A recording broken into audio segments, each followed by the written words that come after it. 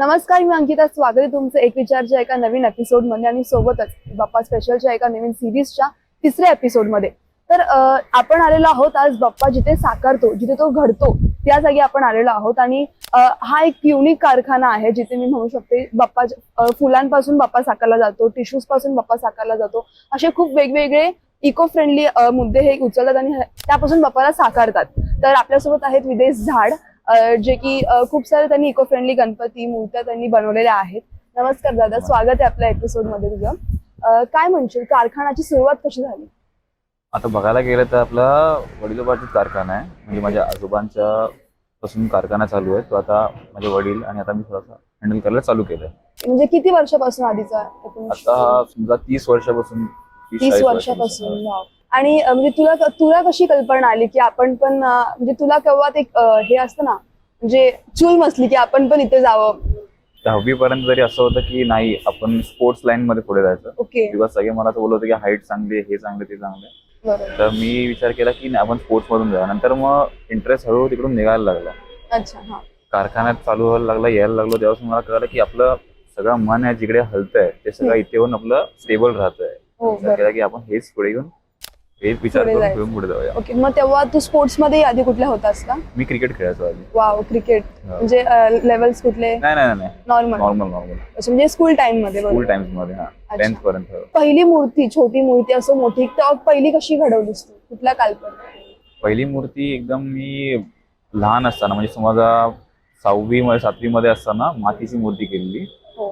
ती माझी सगळ्यात पहिली मूर्ती होती. अच्छा. तर त्या पहिल्या मूर्तीवर काय कॉम्प्लिमेंट्स भेटले का म्हणजे बाबांकडून? असं अचानक सरप्राईज त्यांना मिळालं की हा हे पण चालू करतो, म्हणजे हा काहीतरी आहे.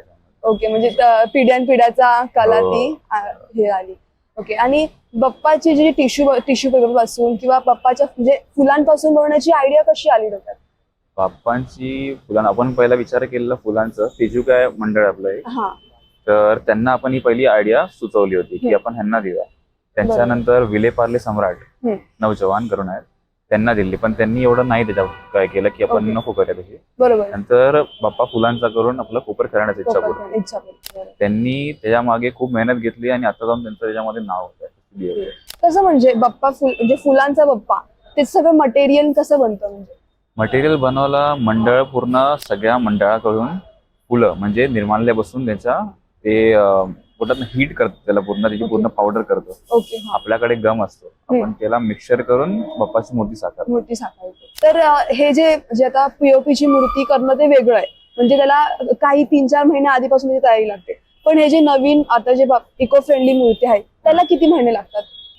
पीओपी बघायला गेलं तर आपली समजा आता आपल्याला जुलै ऑगस्ट मध्ये गणपती आहे, तर आपण जून पासून चालू केलं तरी काय हरकत नसते. अच्छा. पण फुलांचा किंवा पेपरांनी बनवलेला मूर्ती ही आपल्याला गरमीच्या महिन्यामध्ये समजा फेब्रुवारी मार्च पासूनच सुरुवात करायला. आणि आता आपले राजन सर एवढे मोठे कलाकार आहेत ते, तर त्यांच्याकडून तू पहिलं असं गोष्ट ती काय शिकलीस की तुझ्या अजून डोक्यात तू तुझ्या पुढच्या स्टुडंट्सलाही तू देशील? मला ते फक्त बोलले की तू कुठला पण काम करशील, फक्त डोकं शांत ठेवायचं. कारण मन आणि डोकं जर शांत असेल तरच कुठलं काम करू शकतो आपण. पेशन्स जे पहिली आता तू कुठली मूर्ती बनवली असशील मोठी मंडळाची कुठली, त्याला तुझा कसा रिस्पॉन्स भेटला? मंडळाने काय रिस्पॉन्स दिला? मंडळाचा रिस्पॉन्स असंच असेल की त्याच्यामध्ये सध्या तरी वडिलांचा त्याचा हात आहे. जेव्हा ते कुठली गोष्ट थांबवतील आणि मी चालू करेन तेव्हा मी बोलेन की हा मी कुठली तरी मूर्ती स्वतःहून केली. अच्छा. म्हणजे मिक्स कंबाईन करता, म्हणजे तुम्ही दर मूर्तीला पप्पांकडून तुमच्या परमिशन वगैरे म्हणजे असं ते बरोबर आहे, दोघं एकसाथ करता म्हणजे? वाव. आणि आता मूर्त्या खूप आहेत आता, असं म्हणजे बघा ना, असे वेगवेगळे आपण प्रकार हे आकार वगैरे असतात. तर मी ते बघितलं आपले सगळे आकार म्हणजे सेम आहेत.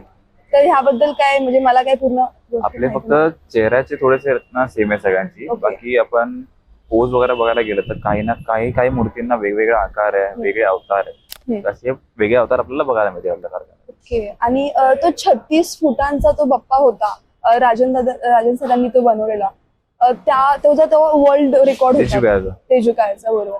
त्याबद्दल म्हणजे काय, म्हणजे 36 फुटांचा इको फ्रेंडली मूर्ती बनवणं हे खूपच म्हणजे डिफिकल्ट आहे. तेव्हा काय, तेव्हा बघायला गेलं तर असा विचार नाही केलेला की ती मूर्ती कशी जाईल, की सक्सेसफुल होईल नाही होईल. फक्त विचार केला की काहीतरी नवीन करायचं आपल्याला. बरोबर. मग त्या हिशोबाने आपण ते काम चालू केलेलं. ओके. तर ते 36 फुटाची इको फ्रेंडली मूर्ती ते मंडळांनी काय असं हे केलं का? नाही, मंडळाचा त्यात खूप साथ होता. मंडळाचा साथ होताच, पण आपल्याला पेपरची तेव्हा खूप गरज होती. हो. पेपर कुठून कसं आपण करायचे ते पण माहित नव्हतं. म्हणून जे मानतात देवांना ते पण येऊन पेपरचे रद्दी ठेवून जायचे तिकडे कारखान्याचे. ते ओळख नाही पळत काहीच नाही, पण ते रद्दी तिकडे ठेवून जायचे मूर्ती तयार करण्यासाठी. ओके.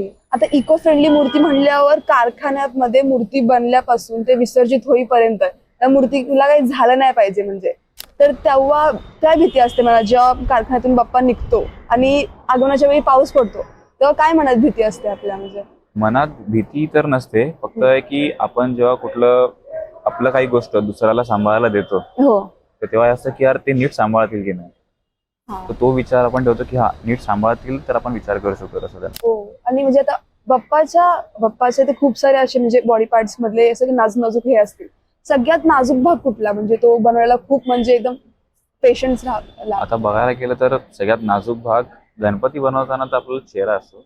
चेहरा. हो. आणि जर आपण रेख काम करायला गेलो तर त्याचे डोळे आखणी करताना हे सगळ्यात नाजूक गोष्ट. डोळ्यांची आखणी कधी म्हणजे कधीपासून आपण सुरुवात केली डोळ्याची आखणी? आता पहिला गणपती आपला जातोय 2 तारखेला, 2 ऑगस्टला. अच्छा. तर त्याची आखणी होईल जवळपास ह्या महिन्याच्या एंडला. म्हणजे ती तुमची पहिली आखणी असणार आहे ना? हो. वाव. तेव्हा म्हणजे तुम्हाला काय एक्साइटमेंट तर खूपच आहे. आणि असं काही चुकलं वगैरे तर राजन सर ओरडतात का वगैरे असं काय, का असं आरामात समजवतात? नाही, ते बोलतात की चुकणार तरच शिकणार. अच्छा. हा, तेही बरोबर आहे. आणि पर्यावरण फ्रेंडली असं म्हणून तर ते ठीक आहे, पण साइड बाय साइड असं प्लॅस्टरच्या मूर्तीलाही खूप सारे असं आलेत फॉर्म्स वगैरे निघालेत की हे नाही यूज करू शकत किंवा एवढ्याच हाईटची पाहिजे मूर्ती, तर तसं काय लिमिटेशन्स लागलेत का?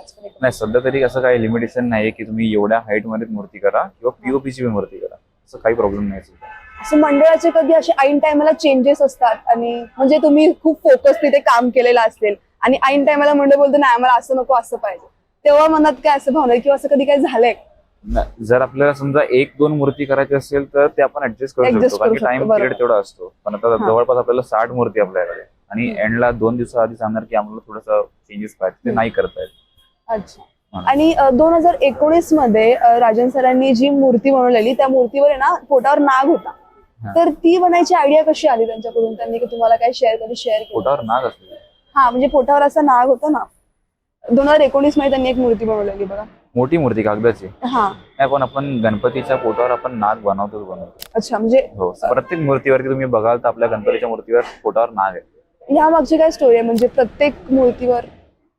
आता ते मला पण आयडिया नाही एवढी. अच्छा, म्हणजे सिक्रेट आहे राजन सरांचं? नाही, आपण प्रत्येक आता समजा बघायला गेलं तर आपला शंकरांचे पुत्र आहेत, ते शंकरांचं मेन गळ्यावर नाग असतं. तसं आपण त्या गोष्टीमध्ये असेल कनेक्शन वगैरे, मला पण एवढ्या आयडिया नाही. आणि सगळ्यात उंच 36 फुटात, तर 36 फूट सगळ्यात उंच आपल्या कारखान्याची फूट नाही असेल 23-24. ओके. त्या म्हणजे ती सगळ्यात उंच आतापर्यंतची. वा. व त्यानंतर कधी तो वर्ल्ड रेकॉर्ड तोडतानाच असं काय वाटलं की तो तोडायचा, आपल्याला अजून उंच मूर्ती बनवायची? नाही, उंच नाही. आपण उंच नाही, पण आपण विचार करतो की सेफ्टी महत्वाची, त्या हिशोबाने आपण मूर्ती बनवतो. आणि राजन सरांकडून शिकलेली एक गोष्ट आहे की तुम्ही प्रत्येक मूर्तीमध्ये सगळ्यात आधी तीच बघता. मूर्तीमध्ये गोष्ट टफ क्वेश्चन दिला वाटतं मी. म्हणजे ते बोलतात की मूर्तीचं अॅनाटॉमी ही नीट असली पाहिजे. बाकी आपण इथे तिथे गोष्टी आपण टर्न आउट करू शकतो, पण जर अॅनाटॉमी चुकली तर मग पूर्ण पोश्चर वगैरे लोकांना पण लगेच दिसून येतो की हा हे नीट नाहीये, पोश्चर काम नीट नाहीये माझं. अच्छा. युट्यूब, आता बघा insta, YouTube, Facebook, in fact social media ही खूपच हाय लेवलला आहे आता. तर आधी जेव्हा सोशल मीडिया एवढं इन्व्हॉल्व्ह नव्हतं आणि आता त्या कारखान्यामध्ये आणि ह्या कारखान्यामध्ये काय फरक आहे? फरक एवढाच आहे की आता आजकाल आपण जे बनवतो ते लोकांपर्यंत इझिली पोहोचतं, तेव्हा नाही पोहोचायचं. ते सगळं एका कॅमेरामध्ये बंद असायचं. आता आपण लोक पोस्ट करतात, स्टोरीवर टाकतात, त्याचे रील्स बनवतात. आजकाल बघतो की आगमनाचे रील्स होत आहेत, पाठ आणण्याचे रील्स होत आहेत. गणपती बाप्पा हे म्हणलं की सगळ्यात पहिला वर्ड काय येतो मनात? म्हणजे आता मंडळाची धूमधाम असते, गणपती आला की आपण नाचतो, मस्त मजा करतो, तर गणपती बाप्पाला बघितलं सगळ्यात पहिला वर्ड कुठला येईल मनात? शांती. शांती. आणि समजा कधी गणपती बाप्पा समोर आलेच तुमच्या, प्रकट झाली तुम्हाला, तर सगळ्यात पहिले तुम्ही काय मागाल बाप्पाकडे? बाप्पांकडे तर मी हेच मागेन की आई बाबा सोबत असावे वाव. शेवटपर्यंत.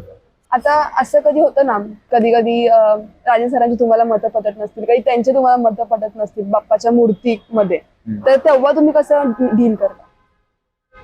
नाही, असं तर मतभेद खूप होतात गणपतीमध्ये की कधी गोष्ट पटत नाही, पण मग जर ती गोष्ट समजा चांगली झाली, आपण कुठली गोष्ट मांडली आणि ती चांगली झाली, तर मग ते त्यांना पण कळतं की मला पण कळतं की हा आपण इथे चुकत होतो.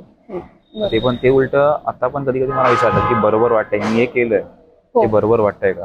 तर ती पण खूप मोठी गोष्ट आहे माझ्यासाठी. हो, खरंच म्हणजे एवढे मोठे कारागीर आपल्याला विचारतात, एवढे मोठे खूप म्हणजे ह्याची गोष्ट आहे ती. आता म्हणजे आता जे नवीन नवीन टूल्स आलेत बाप्पाला बनवण्यासाठी, तर तीच आपण पद्धत आधीची पद्धत आपण वापरतो का तीच आपण नवीन टूल्स काय ऍड करायचं? नाही, टूल्स नाही, आता प्रत्येकाचा हात वेगळा असतो आपण बोलतो तसं प्रत्येकाचे टूल्स पण वेगळे असतात. तर त्याप्रमाणे ज्याला जसे सूट करतो आपण त्याप्रमाणे आपण टूल्स वापरतो. अच्छा. आणि आता पीओपीची मूर्ती आणि कागदाची किंवा फुलांची मूर्ती हे बनवण्यात आहे ना खूप रिस्क असते, म्हणजे स्पेशली सगळ्यात जास्त रिस्क म्हणजे आपल्या इको फ्रेंडली बाप्पामध्ये असते. तर त्याला बनवायला किती म्हणजे वेळ लागतो एका मूर्तीला पूर्णपणे बनायला? एका मूर्तीला मेन म्हणजे बनवायला वेळ नाही लागत, पण तिला सुकवायला वेळ लागतो. ओके. जवळपास आता जर हीट असेल, गरमीचा महिना असेल, तर त्या मूर्तीला जवळपास 4 ते 5 दिवस लागतात सुकायला. म्हणजे पूर्ण सुकायला काही बॉडी कामच नाही तोपर्यंत काय करता येत नाही. म्हणजे ती सगळ्या बाप्पाच्या मूर्त्या फुलांच्या असतील इको फ्रेंडली, त्या सगळ्या आधीच आपण म्हणजे बनवून हो ठेवतो. आपण आधीच बनवून ठेवतो. आणि आता सगळं आले तर रंगकाम वगैरे सुरू असतं. हो हो. रंगकाम सुरू असताना सगळ्यात म्हणजे एक्साइटमेंट कशात वाटते?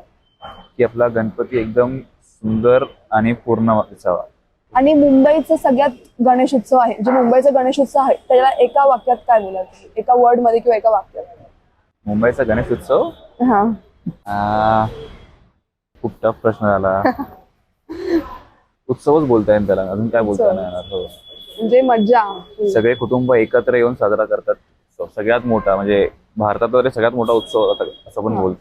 आता तुम्ही कुटुंबाचं नाव घेतलं तर मला हे विचारायला आवडेल की आपल्या घरी पण बाप्पा बसत असतील, तर जास्त फोकस आपल्या बाप्पांवर म्हणजे आपण घरी पण इको फ्रेंडलीच बसवत असाल किंवा प्लॅस्टर ऑफ पॅरिस बसवत असाल, तर त्याला एकदम नीट लक्ष देऊन असं फॅमिलीचा तो बाप्पा आहे आपल्या, तर त्याला नीट एकदम छान सुंदर सजवायला तुम्हाला वेळ भेटतो का नक्की? असे एवढ्या सगळ्या मूर्त्या आपण बनवतो. आता आम्ही पहिला राहायचो तेजुगामध्ये, तर आम्ही घरात गणपती नाही बसवतो, कारण की घराच्या बरोबर बाहेरच गणपती असायचा. म्हणजे आता जर मी बोलेन तर माझा बाप्पा तेजुगा, घरातला असतो ते किंवा मंडळातला असतो, पण तेजुगा बाप्पा. हो. आणि बाप्पाच्या उत्सवाला म्हणजे मोदक लाडू आलेच, आपल्याला काय आवडतं, मोदक की लाडू? नाही, सध्या तरी मी गोड बंद केलं. अच्छा, बंद केलं. हे काम म्हणजे दिवस रात्र एक करून आपल्याला करायचंय, तर मम्मीचं कधी असं असतं का की नाही तुला झोपच, तू 2 दिवस झोपला नाहीयेस, तू झोपच, असं म्हणजे असतं ना? मग आईचं खूप असतं हे की तू तुझ्या हेल्थकडे लक्ष दे, तर असं तुमच्या आई असं कधी? नाही, तिथं मला प्रत्येक दिवशी बोलते, जेव्हा नाही कर तेव्हा पण बोलते काम कर. अच्छा, म्हणजे हा, पण जेव्हा काम करेल ते नक्की ती काळजी दाखवते थोडी की आराम कर हा टाइम. बाप्पा जेव्हा जातात तेव्हा मनात काय भावना येते? म्हणजे ती एवढ्या कष्टाने ती मूर्ती बनवलेली असते इको फ्रेंडली, ती किती वेळात म्हणजे विरघळते पाण्यात गेल्यावर? आता आपण ते आपल्या नावासारखंच बोलतो की नाव बनवायला खूप वेळ लागतो, पण ते गमवायला थोडासा वेळ पण पुरेशी आहे. तसं आहे ते की गणपतीची मूर्ती बनवायला खूप वेळ लागतो, बरोबर, पण ते एकाच मिनिटात जर विरघळत असेल तर मग ते दुःख तर होतं. बरोबर.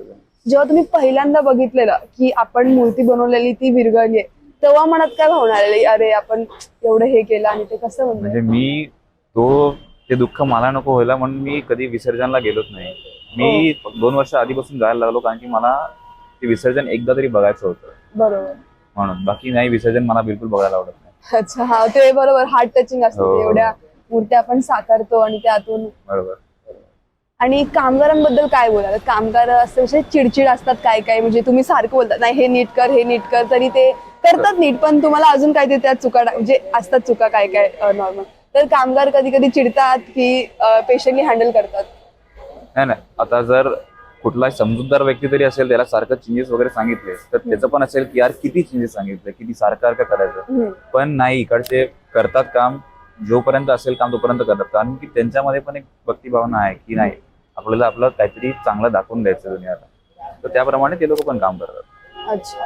आणि आता म्हणजे आता कामगारांचं असतं की आता ते किती दिवस म्हणजे इथेच कारखान्यातच राहतात की घरी पण जातात? नाही नाही, सध्या तरी ते सगळे युपी बिहार मधले आहेत, तर ते अच्छा. जवळपास 2-3 महिने इथेच राहतात. इथेच राहतात. इथेच खाणं पिणं सगळं त्यांचं इथेच असतं. अच्छा, हा, म्हणजे ते फॅमिली पासून, फॅमिली पासून खूप लांब आहे झाले ते. हो.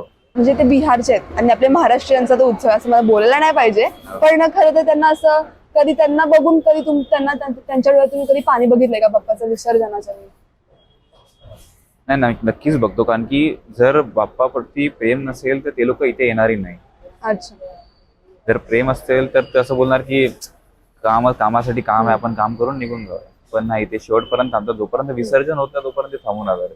आता तर जरा पर्सनलच विचारतेय, आता तर तुझेही खूप मित्र असतील बरोबर, तेही असं इंजिनियर वगैरे डॉक्टर वगैरे असतील, हा. तर त्यांच्या लाईफस्टाईलला बघून तुला काय वाटतं का की नाही रे मी पण ते केलं पाहिजे, किंवा मला पण साईड बाय साईड ते करून ठेवलं पाहिजे होतं असं काय वाटतं का, किंवा गिल्ट आहे का काय असं म्हणा? नाही नाही नाही, मी पूर्ण विचार केला. म्हणजे मी स्पोर्ट्स फील्ड सोडल्यानंतरच पूर्ण हा. विचार केलेला की मला या फील्ड मध्ये पुढे घेऊन जायचं. बाकी मला काही नाही, त्यांना मला सहन करता येणार नाही, मला त्यांना सहन करता येणार. कसं आहे ते. बाबा घरी आल्यावर बाबांचं टेन्शन असतं, चिडचिड करतात बाबा, तर तुम्हाला काही त्यांची चिडचिड झाली आहे का की ते एवढं काम करताना आमच्यावर कसं चिडचिड करतात?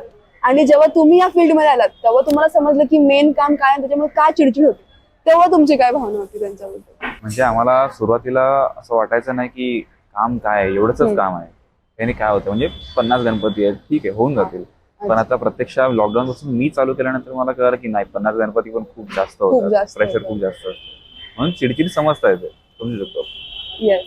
आणि आता बाप्पा इथं आहेत म्हणलं, तुम्ही पण इथेच असता की घरी अपडाऊन वगैरे? नाही, माझं अपडाऊन असतं. अपडाऊन असतं. आणि सर त्यांचा. म्हणजे कारागीर सोबत कारागीर इथेच राहतात म्हणजे? हो हो.